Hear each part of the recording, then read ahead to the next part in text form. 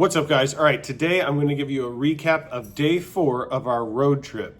And on day 4, I had a cheat meal gone wrong, and we're going to talk about it. But first, I want to tell you what led up to that cheat meal train wreck. So the fam had decided that we were going to take a hike at High Cliff State Park in Sherwood, Wisconsin, which was about an hour's drive from base camp. The plan was to go on a morning hike and then stop and have lunch in Oshkosh, Wisconsin on our way back. So I decided this would be a perfect opportunity to skip breakfast and work out in a fasted state for the hike. To make the hike a little more intense, my nephew actually had a few plates lying around the house.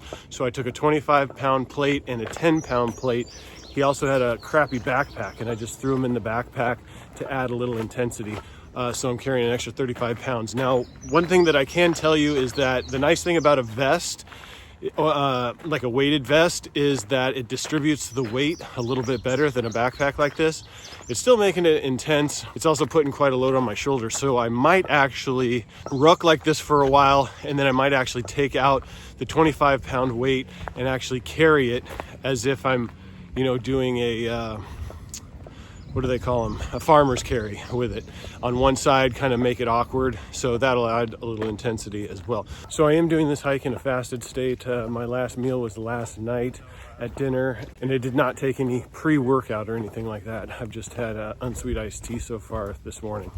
We've got a nice incline on this trail here that's gonna add a lot of intensity for us. So I'm super excited about this part of the trail.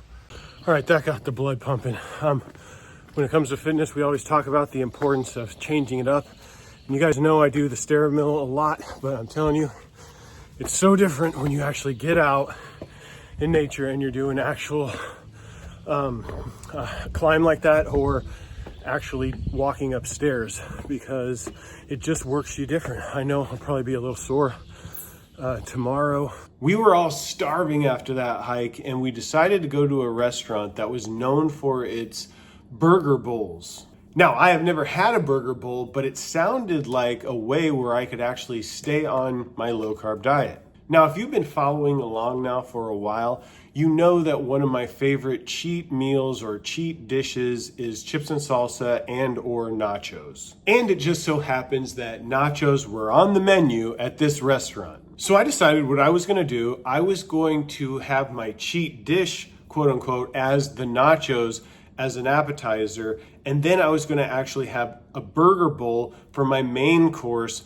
My mouth was salivating by the time the nachos arrived, and at first glance they looked amazing. Now, I'm not a big fan of pickled jalapenos, so I ended up picking all of those off of the nachos. And then I noticed there wasn't any melted cheese. It was just cheese sauce drizzled all over the chips. A little disappointed, I took a fully loaded chip and took a bite. And much to my surprise, the shredded beef was actually covered in barbecue sauce and not a Mexican seasoning. And the nachos came with no salsa for dipping. Then the burger bowls came. Now, what I had imagined the burger bowl to be didn't exactly match what it actually was when it showed up. What I actually saw was a salad with a cut up burger patty. For those of you that don't know, I am not a fan of salad. I lost 202 pounds on a low-carb diet without eating one single salad. With all that being said, the nachos were actually pretty good, but they were not the type of nachos I was actually craving. Now, the burger bowl met my low-carb diet requirements,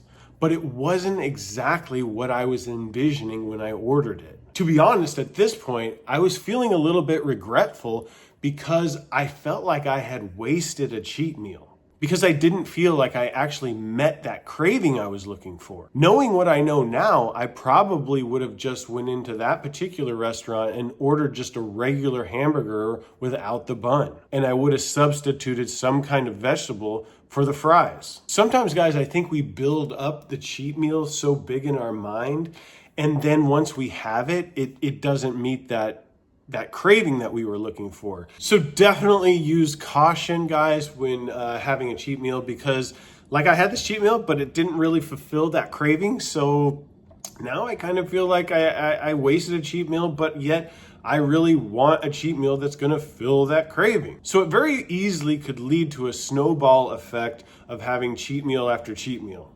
because you're trying to meet that craving. Anyway, guys, kind of a bust when it came to that cheat meal. Like I said, I kind of have some regrets about it.